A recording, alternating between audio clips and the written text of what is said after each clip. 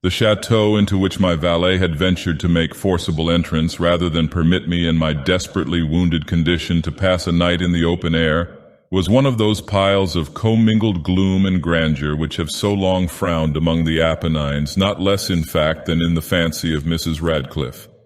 To all appearance it had been temporarily and very lately abandoned. We established ourselves in one of the smallest and least sumptuously furnished apartments. It lay in a remote turret of the building. Its decorations were rich, yet tattered and antique. Its walls were hung with tapestry and bedecked with manifold and multiform armorial trophies, together with an unusually great number of very spirited modern paintings in frames of rich golden arabesque. In these paintings, which depended from the walls not only in their main surfaces, but in very many nooks which the bizarre architecture of the chateau rendered necessary, in these paintings my incipient delirium perhaps had caused me to take deep interest, so that I bade Pedro to close the heavy shutters of the room, since it was already night, to light the tongues of a tall candelabrum which stood by the head of my bed, and to throw open far and wide the fringed curtains of black velvet which enveloped the bed itself.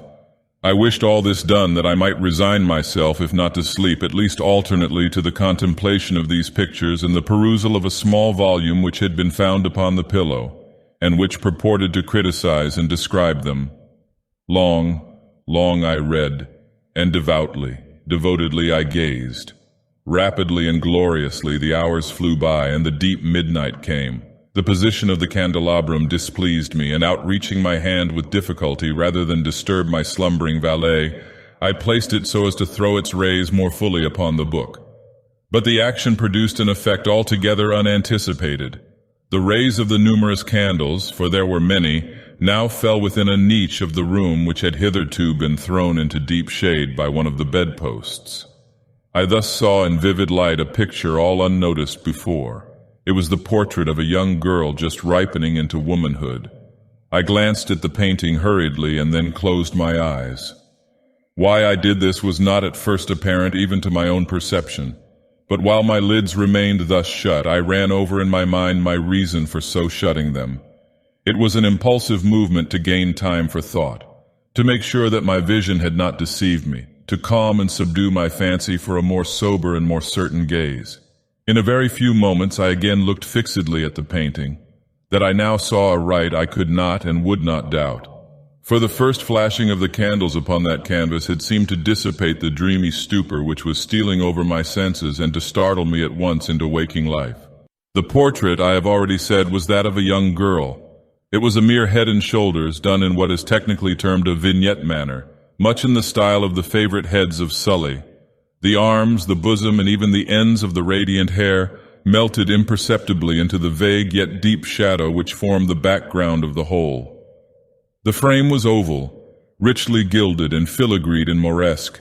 As a thing of art, nothing could be more admirable than the painting itself. But it could have been neither the execution of the work nor the immortal beauty of the countenance which had so suddenly and so vehemently moved me.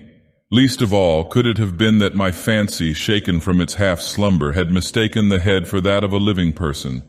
I saw at once that the peculiarities of the design, of the vignetting, and of the frame must have instantly dispelled such idea, must have prevented even its momentary entertainment.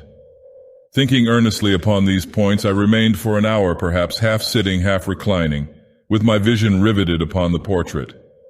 At length, satisfied with the true secret of its effect, I fell back within the bed. I had found the spell of the picture in an absolute life-likeliness of expression which, at first startling, finally confounded, subdued, and appalled me. With deep and reverent awe, I replaced the candelabrum in its former position. The cause of my deep agitation being thus shut from view, I sought eagerly the volume which discussed the paintings and their histories. Turning to the number which designated the oval portrait, I there read the vague and quaint words which follow: "She was a maiden of rarest beauty, and not more lovely than full of glee. And evil was the hour when she saw and loved and wedded the painter. He passionate, studious, austere, and having already a bride in his art. She a maiden of rarest beauty, and not more lovely than full of glee. All light and smiles, and frolicsome as the young fawn, loving and cherishing all things, hating only the art which was her rival. dreading only the palette and brushes and other untoward instruments which deprived her of the countenance of her lover. It was thus a terrible thing for this lady to hear the painter speak of his desire to portray even his young bride, but she was humble and obedient, and sat meekly for many weeks in the dark high turret chamber where the light dripped upon the pale canvas only from overhead. But he, the painter, took glory in his work, which went on from hour to hour and from day to day. And he was a passionate and wild and moody man who became lost in reveries, so that he would not see that the light which fell so ghastlily in that lone turret withered the health and the spirits of his bride, who pined visibly to all but him. Yet she smiled on and still on, uncomplainingly, because she saw that the painter, who had high renown, took a fervid and burning pleasure in his task, and wrought day and night to depict her who so loved him, yet who grew daily more dispirited and weak. And in sooth, some who beheld the portrait spoke of its resemblance in low words, as of a mighty marvel, and a proof not less of the power of the painter than of his deep love for her whom he depicted so surpassingly well.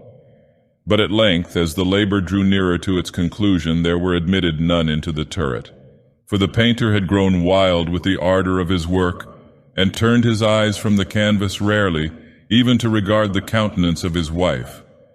And he would not see that the tints which he spread upon the canvas were drawn from the cheeks of her who sat beside him.